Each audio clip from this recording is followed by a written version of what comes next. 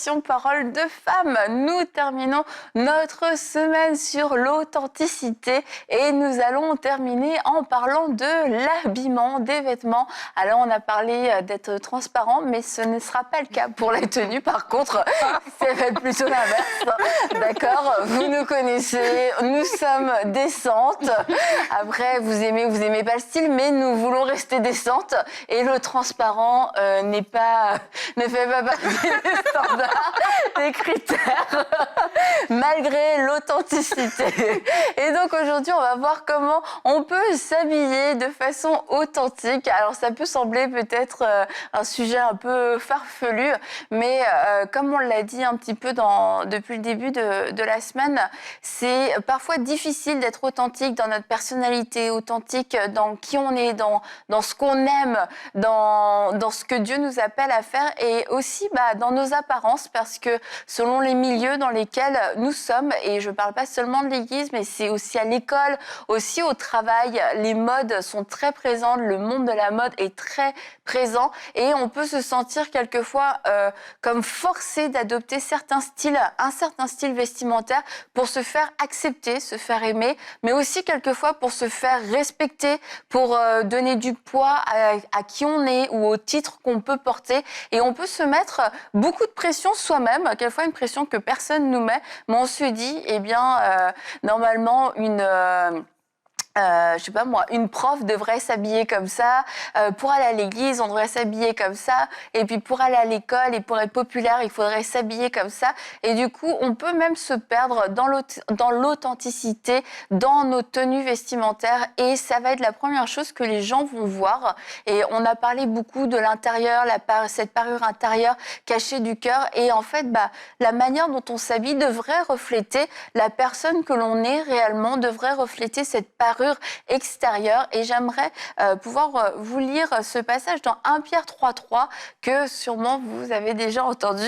Que votre parure ne soit pas une parure extérieure, cheveux tressés, ornements d'or ou vêtements élégants, mais plutôt celle intérieure cachée du cœur, la pureté incorruptible d'un esprit doux et paisible qui est d'une grande valeur devant Dieu. Et je ne donne pas ce verset pour créer polémique sur les tresses, etc. Ce verset nous encourage à pouvoir prendre soin de cette parure intérieure et cachée du cœur, premièrement. Mais ça ne nous dit pas, soyez négligés, ne vous lavez pas, ayez des cheveux sales, ne les tressez pas. C'était pas ça le but de ce verset qui a créé polémique, c'est de dire, mais ayez les bonnes priorités. Et en tant que femme, avec aussi une certaine pression qu'il peut y avoir autour de toute la beauté, ça peut être, on peut se perdre dans nos priorités extérieures, où on va prendre énormément soin de notre extérieur, maquillage, coiffure, vêtements, etc. Mettre beaucoup d'emphase là-dessus, au détriment de notre parure intérieure.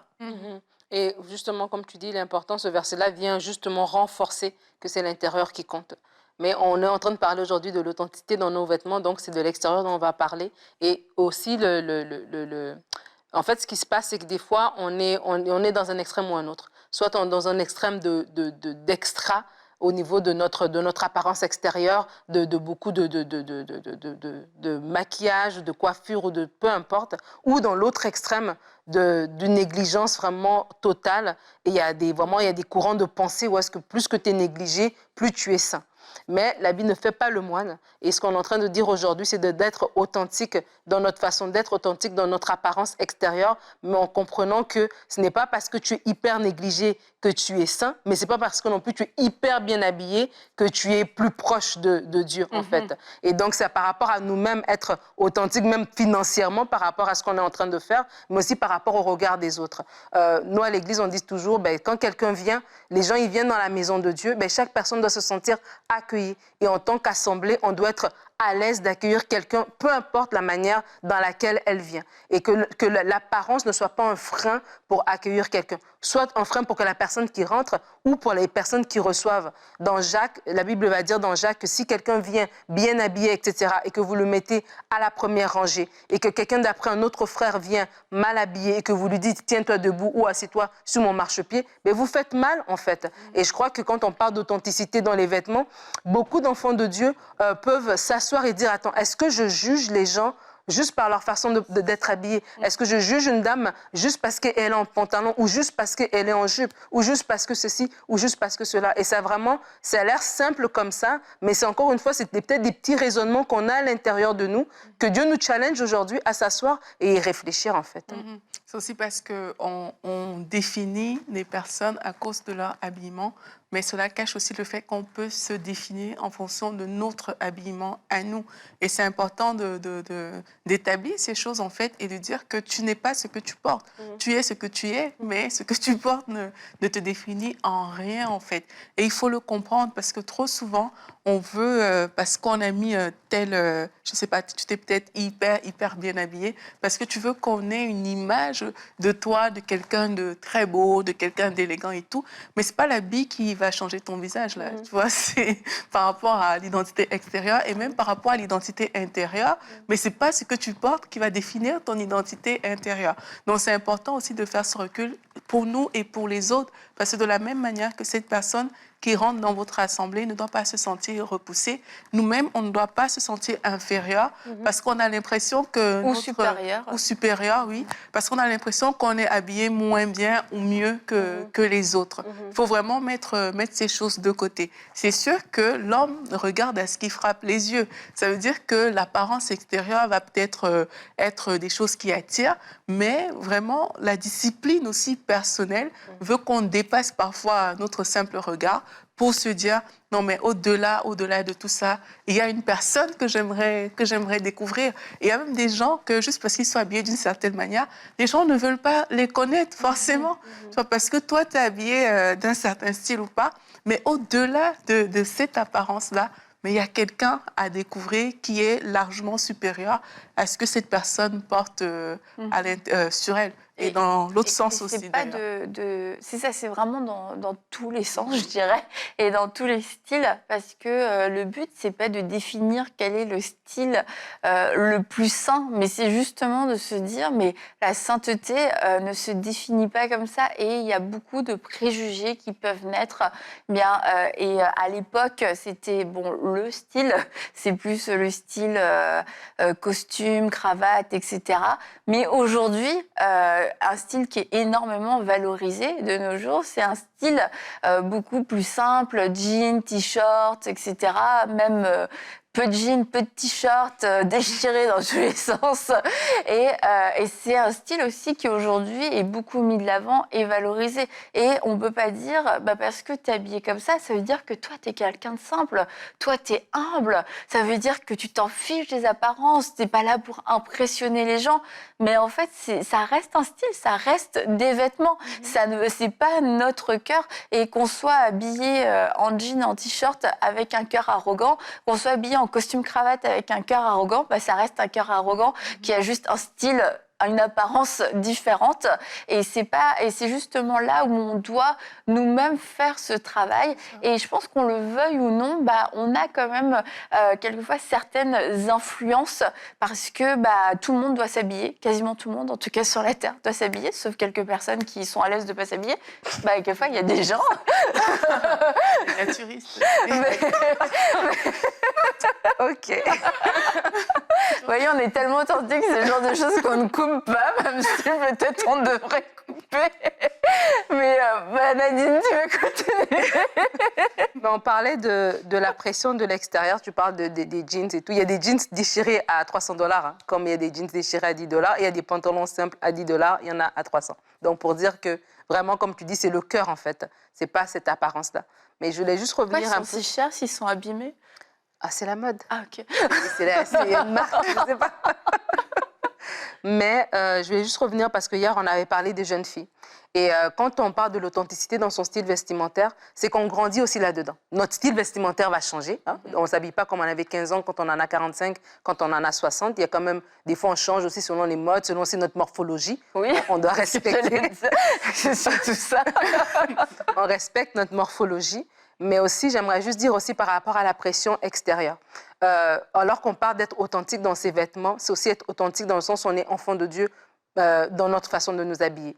Et il y a une pression quand même sociétale qui est là. Quand tu vas dans les magasins, tu peux arriver vraiment à avoir du mal à trouver des vêtements qui sont peut-être un peu plus décents. Et tu as du mal, en fait, et tu as l'impression que, ben, écoute, c'est ça l'air du temps, et il faut s'habiller comme ça, en fait, parce qu'il y a comme une pression un peu qui t'est imposée par les choix qui sont devant toi, qui sont tout simplement limités.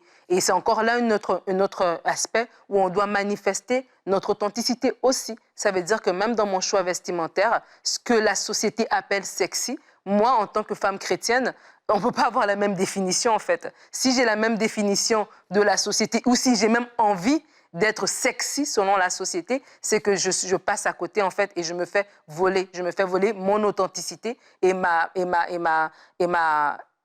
justement mes valeurs, en fait, parce qu'on a dit en début de semaine que la beauté, elle est vaine, la grâce et les trompeaux, c'est la femme qui craint l'Éternel qui sera louée. Donc, c'est mon intérieur, c'est mes valeurs, c'est ça qui est important. Et vraiment, j'invite les gens aussi, et même les jeunes filles aussi, les jeunes en général, les femmes, parce que c'est vraiment nous qui sommes la cible par rapport à l'industrie de la mode, d'aussi prendre le temps de s'arrêter et de dire, tiens, est-ce que je suis en train de me faire imposer une façon parce qu'il y a juste ça qui est là. Et si je ne suis pas à l'aise avec ça, Seigneur, guide-moi. Il y a des boutiques, il y a sûrement une autre façon de faire où je peux m'habiller et me sentir à l'aise de te rencontrer. Si tu viens me rencontrer cette journée-là, à l'aise aussi, je ne me sens pas mal par rapport aux gens, à mon travail, en me pensant, je me sens comme si je suis en décalé des gens autour de moi. Je suis toujours à l'aise dans tous ces milieux-là parce que je suis toute authentique. Donc vraiment, c'est aussi un questionnement à se faire par rapport à cela parce que ça peut être très, très subtil et on peut se sentir comme si on n'a pas le choix parce que quand tu vas, c'est tout ce qu'il y a. Et puis, tu te sens comme si tu n'as pas le choix de faire ça, mais vraiment aussi d'y réfléchir, en fait. Et puis moi, je pense que quand on est bien dans sa peau aussi, ça se voit. C'est pour ça qu'il ne faut pas toujours courir vers tout ce qui est imposé. Moi, je suis plutôt grande de taille. Et j'avoue que quand je vais dans certains magasins, pour trouver un vêtement qui va être à la mesure que j'aimerais pour mon corps, ce sera difficile parfois. Mais ce n'est pas parce qu'on ne le trouve pas tout est fichu et tout. Je pense qu'il y a toujours des alternatives. Voilà pourquoi moi, je veux encourager les gens à ne pas se limiter non plus dans son style vestimentaire. C'est pas parce que tous tes amis s'habillent comme ça que tous les jours, tu dois t'habiller comme ça. Peut-être un jour, tu peux essayer aussi d'autres choses qui vont cadrer avec ton budget, qui va cadrer avec tes formes, qui va cadrer avec aussi peut-être ce que tu veux découvrir. Donc, j'encourage en tout cas à ne pas se limiter dans nos choix vestimentaires et à ne pas se braquer. Parce qu'une fois de plus, c'est pas ça qui nous définit. C'est que tu peux mettre tout ce que tu veux mettre en tant que c'est décent, mais après, tu dois pas rester dans cette ligne-là. Et si certains magasins ne t'offrent pas cette opportunité, mais il faut chercher. Et chercher, vous trouverez. Il faut vraiment prendre ce temps, je le dis, parce que moi, ça m'arrive parfois de chercher. Parce que tu vois, il y a des jupes qui sont devenues tellement courtes que surtout quand tu es grand. Quand tu es grand, tu te dis, waouh, comment je vais faire pour porter ça, tu vois. Mais il y a des alternatives aussi à tout ça. En fait. Oui, on rajoute un bout de tissu, il n'y a pas de problème. Des collants, je sais pas moi. Les collants, ça ne fait pas tout. Comme toi, tu avais acheté des robes, Nadine, il y a quelque temps sur la boutique Dorcas. Oui. Elle fait de très beaux produits, de très belles robes, décentes, mais à la fois aussi très jolies. Et en tout cas, tu étais vraiment très belle dessus. Je pense que tu en avais partagé aussi sur ton compte. Tu avais partagé une photo. Oui, j'avais partagé une photo. En fait, elle s'appelle Windy, la dame qui fait Dorcas. Et en fait, j'aime beaucoup son slogan, c'est la pudeur. Elle s'appelle Windy, la dame qui fait Dorcas. Ouais, sa boutique s'appelle Dorcas, parce que Dorcas, dans la Bible, faisait des vêtements. Et elle s'appelle Windy. Elle s'appelle Windy. Et en fait, sa boutique, elle dit, elle met de l'avant la pudeur. tout simplement. Mais c'est des trucs vraiment quand même très, très modernes. C'est simple, c'est beau. Moi, j'avais pris des robes, mais j'avais aussi pris des vestes, j'avais pris des jupes, j'avais pris plein de choses. Donc, tu peux vraiment l'habiller. C'est pas un truc de personne âgée, là. C'est vraiment n'importe qui peut l'acheter. Non, mais c'est vrai, parce que des fois, quand on pense pudeur, on se dit, oh non, moi, j'ai 22 ans, je veux pas un truc de la pudeur, ça m'intéresse pas. Mais vraiment, elle trouvait une façon de mettre des beaux modèles, des beaux trucs, et avec lesquels tu peux agencer. Et j'ai trouvé ça... Moi, en fait, je l'avais acheté juste aussi pour l'encourager, de trouver une jeune fille chrétienne qui veut mettre de l'avant la pudeur, qui veut mettre de l'avant la beauté, oui, l'élégance, mais avec des valeurs du royaume. Moi, j'ai trouvé ça très bien. Donc, du coup, j'ai vraiment voulu l'encourager en me procurant des modèles et j'ai vraiment pas regretté. Et il y a vraiment des très jolies robes aussi, très élégantes. En tout cas, félicitations, Wendy, pour ton beau travail. Et on parlait aussi un peu de décence, etc.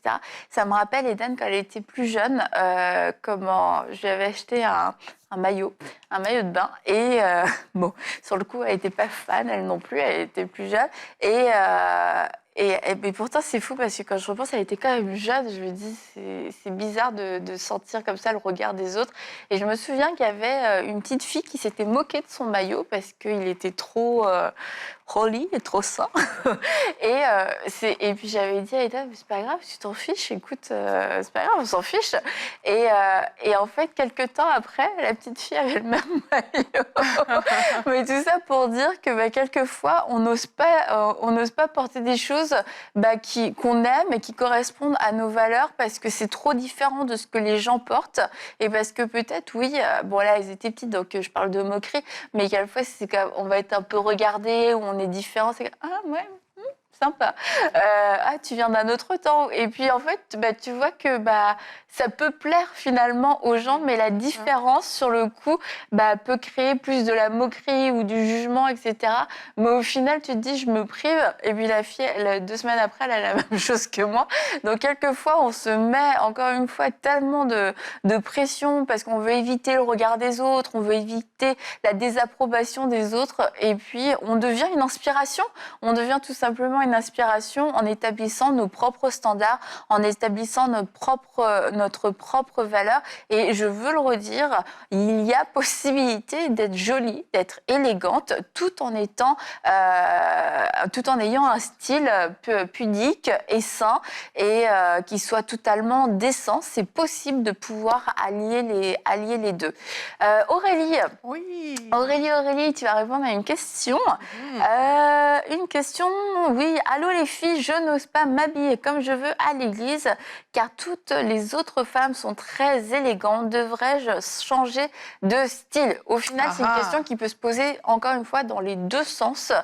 C'est en gros, j'ai pas le style des autres personnes de mon église. Qu'est-ce que je dois faire? Ouais. Ok, on va aller dans 1 Timothée 2, du verset 9 à 10 pour commencer, où il dit, de même, je veux aussi que les femmes habillées d'une manière décente se parent avec pudeur et simplicité, non avec des tresses, de l'or, des perles ou des toilettes somptueuses, mais plutôt avec des bonnes œuvres, comme cela convient à des femmes qui affirment honorer Dieu. C'est un verset similaire à ce que Annabelle a lu tout à l'heure dans 1 Pierre 3, où on voit ici que l'habillement qui est recommandé pour les femmes, mais c'est quelque chose de décent, mais le but derrière, c'est qu'on puisse honorer Dieu en fait. C'est pas tant que ça, tes tresses ou ton or ou tout ça qui compte, mais c'est que tu viens vraiment dans la pudeur, dans la décence, et que derrière, tu honores Dieu. Donc maintenant, si tu es dans ton église locale, et tu te dis, OK, les autres s'habillent d'une certaine manière, et est-ce que moi, je dois changer? Je t'invite à te poser tout simplement quelques questions qu'on va analyser aussi à la lumière de ce verset biblique. C'est quel est ton style actuel? Est-ce que ton style est décent ou pas? Est-ce que lorsque tu t'habilles, Dieu peut tirer sa gloire là-dedans? Est-ce que c'est décent? Mais si, sincèrement, tu réalises que c'est pas décent, parce que certaines personnes qui sont parfois en opposition avec certains styles aussi, c'est parce que leur style, parfois, peut frôler l'indécence. Donc, si tu réalises que c'est ton cas, mais vraiment, moi, je t'encourage à, oui, changer de style si tu n'es pas dans la décence. Mais si tu réalises qu'en fait, tu as un bon style, c'est juste qu'il ne cadre pas avec les gens de l'Église. Comme on a déjà dit ici sur ce plateau, c'est pas ton vêtement qui te définit. Donc, tu peux tout simplement continuer à aller à l'Église comme tu es. Maintenant, une autre chose quand même que j'aimerais voir avec toi, c'est quel est ton rôle au niveau de l'Église, en fait. Parce qu'il y a des personnes, des églises, en fait, qui... en fonction des départements, vont exiger un certain dress code. Et ça, c'est normal. De la même manière qu'à la banque, il y a un dress code qui est exigé. Vous allez voir des gens habillés, je ne sais pas, avec de belles jupes et tout. Dans certains milieux, il y a un dress code. Et bien, pour certains départements de l'église locale, parfois, dans certains endroits, il y a aussi un dress code qui est exigé. Maintenant, si c'est le département dans lequel tu sers, et que ce dress code peut-être élégant est exigé, mais vu que tu sers dans ce département, le jour de ton service, mais tu devras tout simplement t'y conformer parce que ça fait partie des règles de l'Église. Et si un jour tu n'es pas en service, ok, tu peux aussi choisir de t'habiller comme tu t'habilles d'habitude, de manière décente. C'est vraiment le mot décence qu'il faut retenir ici. Et la troisième chose aussi la troisième question que je veux te poser pour élargir tes horizons, c'est est-ce que ce style élégant te plaît ou pas? Parce que s'il te plaît, rien ne t'empêche de l'adopter au final. Et s'il ne te plaît pas, ben, tu peux tout simplement garder ton style. Mais sincèrement, l'habit ne doit pas devenir une prison. Ça ne doit pas devenir quelque chose qui nous renferme, quelque chose qui nous définit, quelque chose qui met des barrières entre nous et les autres. Donc, sois toi-même et habille-toi de manière décente pour plaire à Dieu et non aux hommes. Et c'est vrai que quand on regarde les églises, il peut y avoir une diversité de plein de choses, diversité dans les âges, dans les cultures, dans les origines, etc. Mais c'est vrai que la diversité au niveau du style, elle est un peu moins là. C'est rare de voir des églises où tu as des gens hyper élégants, puis en même temps des gens hyper quoi? C'est quoi l'inverse de hyper élégant? Moins élégant. Parce que c'est comme, je sais pas, ça fait partie de la vie de l'Église en fait. On a un peu le même style et tout. Ça veut pas forcément dire qu'il y a une règle, etc. Mais on est souvent avec des gens aussi qui vont nous ressembler. Maintenant, c'est plus entre églises et entre croyants de ne pas, comme on l'a dit, avoir ce regard de jugement. Nous, dans notre Église, on s'habille comme ça, donc ça veut dire qu'on est mieux. Dans cette Église, ils s'habillent comme ça, donc ça veut dire qu'ils sont moins bien, parce que on va s'influencer. Dans le cadre même d'une église, on va s'influencer, et puis c'est de se dire si je suis dans cette église, j'aime cette église, j'aime mes pasteurs, j'aime le message, j'aime la culture de l'église. Écoute, et que tu détestes le style vestimentaire, peut-être, oui, habille-toi comme tu veux si ça pose pas de problème, mais si tu es en service, comme Aurélie l'a dit, il y a des choses qui sont mises en place, et si c'est vraiment insupportable pour nous, d'aller en parler avec un responsable, de pouvoir l'exprimer, et de voir quelle est réellement notre place, parce que l'habillement peut pas devenir un point de discorde, au point où on ne fait que penser à ça pour venir à l'église, quand on est à l'église, etc. C'est peut-être que nous-mêmes, on a mis trop d'emphase là-dessus et que on est en train de regarder tout le monde comme si et que d'un seul coup ça devient de la religion, alors que c'est juste un style et qui s'est développé avec la culture de l'Église. Et encore une fois, si vous aimez votre Église, que vous vous sentez bien dans cette Église, il y a peut-être des choses dans lesquelles vous vous reconnaissez un petit peu moins, mais c'est pas non plus forcément des choses sataniques et diaboliques qu'il faut absolument détruire pour être sûr de pas être religieux. Jésus, c'est le bon berger et les pasteurs sont des bergers. Ils prennent leur modèle du Seigneur et leur but, c'est de remplir le mandat que Christ a donné. Et dans ce but-là, il faut que l'endroit soit ouvert pour tous. Et je crois qu'en tant que leader, lorsqu'on a cette pensée, parce que des fois, ce n'est pas le cœur du leader de dire « viens comme ça », mais parce que les personnes imitent, ils vont des fois imiter mais de façon inconsciente. C'est comme si moi je te regarde, Annabelle, tu es animatrice de télé. Ah, mais je me dis, une animatrice de télé doit être habillée comme Annabelle. Et donc du coup, moi... Aujourd'hui, je suis pas très inspirante. Pour le coup, j'ai voulu faire très sobre à cause du thème de l'émission. Donc ça met un standard en fait. Tu voulais m'humilier aujourd'hui?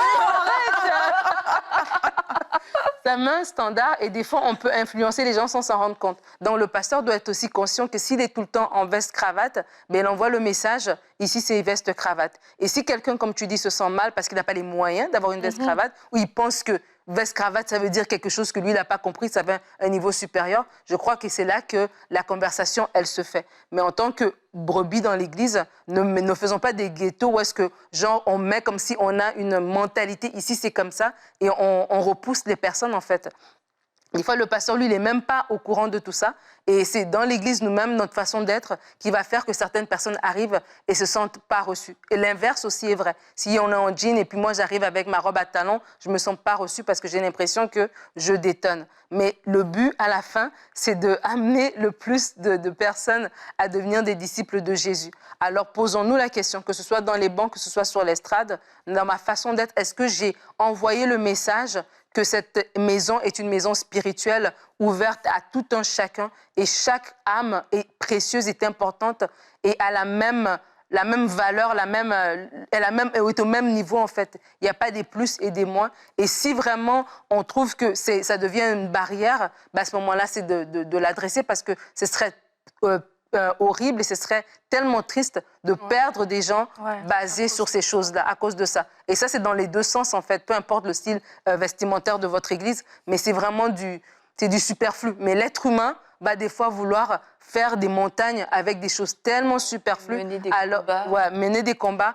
ou faire monter des choses avec des choses tellement superflues, alors qu'il y a des choses beaucoup plus importantes. Et même nous-mêmes aussi, en tant qu'enfants de Dieu. Si je ne vais pas à l'église parce que je n'ai pas un nouveau vêtement, si je suis stressée d'aller à l'église parce que mon jean est de lavage, il faut que je me pose des questions. Est-ce que vraiment, ça veut dire que j'ai du travail à faire? Des fois, ce n'est pas les autres, c'est notre regard nous-mêmes. Parce on donne ce regard aux autres, donc on pense que les autres nous envoient ce regard, mais en fait, ça vient de nous. Et j'aimerais aussi dire, pour aller dans ton sens, que, en tout cas, l'apôtre Paul a dit qu'avec les Juifs, il se fait juif, et avec les Grecs, il se fait grec. Et j'aimerais encourager les personnes, parce qu'on parle de vêtements, il y a aussi cette notion de liberté. Comme tu as dit, on combat des grands combats de liberté. Je suis libre de mettre ci, je suis libre de faire ça et tout. Mais il y a aussi des vêtements avec lesquels on ne va pas tout simplement attirer d'autres personnes. Je pense surtout aux non-croyants. C'est qu'il y a des non-croyants, peut-être que si tu viens vers eux en veste, cravate et tout, super bien sapé, il y aura un mouvement de recul parce qu'eux, ils sont à ce niveau-là et tu ne vas pas pouvoir leur prêcher la parole de Dieu. Si tu as été venu de façon plus simple, peut-être, là, le message serait mieux reçu. Donc, parfois, analysons aussi le but derrière tout ce qu'on fait, tout simplement. Et tu vas réaliser que, OK, si aujourd'hui, je veux toucher tel type de personne, mais je préfère me mettre dans une apparence qui, ici, avec cette personne, pour être directement connecter avec cette personne, plutôt que la personne commence par « il veut quoi ?» Pourquoi il vient? Qu'est-ce qui se passe? Tu vois, on peut éviter ce genre de choses en choisissant, OK, lorsqu'on veut toucher les gens, de dire, OK, parce que cette personne aime bien un jean, mais moi, je vais me mettre en jean. Comme ça, le langage va mieux passer. Et si on doit amener cette personne au Seigneur, si on doit développer quelque chose avec cette personne, ce sera plus facile que notre liberté de porter tout ce qu'on veut, Donc, on doit aussi se poser ce type de questions-là. Exactement. Et ça me fait penser, vous n'allez pas voir le rapport, mais aux lettres de l'Apocalypse aux églises, c'est que il n'y a pas eu de mention concernant les vêtements. Ça faisait pas partie ni des recommandations ni des reproches. Et c'est ça, c'est toute cette émission pour dire, ce ne sont que des vêtements. Ce ne sont que des vêtements. Et nos vêtements doivent être aussi premièrement le reflet de notre identité en Christ. Et si on peut gagner de ne pas être une occasion de chute, et on peut être sobre, on peut choisir d'être sobre dans notre style, selon les circonstances aussi. Ça ne veut pas dire qu'on ne peut pas s'adapter, qu'on ne peut pas faire un effort. Oui, d'habitude, je m'habille comme ça, mais pour un moment particulier, je peux faire l'effort de m'habiller comme ça. On ne va pas se trahir, on ne renonce pas à son identité. Et dans tout ce que ce soit dans notre personnalité, que ce soit dans notre façon d'être, notre façon de parler, dans notre façon de se présenter à travers nos habits, nous sommes esclaves de Christ et nous devons chercher à pouvoir lui plaire, à le glorifier et à pouvoir être une source d'encouragement, une source de bénédiction pour tous ceux qui nous entourent. Et je crois que nous pouvons l'être tout en étant dans l'authenticité. Alors soyez vous-même tout en étant sanctifiés, en continuant de grandir avec le Seigneur. Et on se retrouve bientôt pour une prochaine émission de Paroles de Femmes.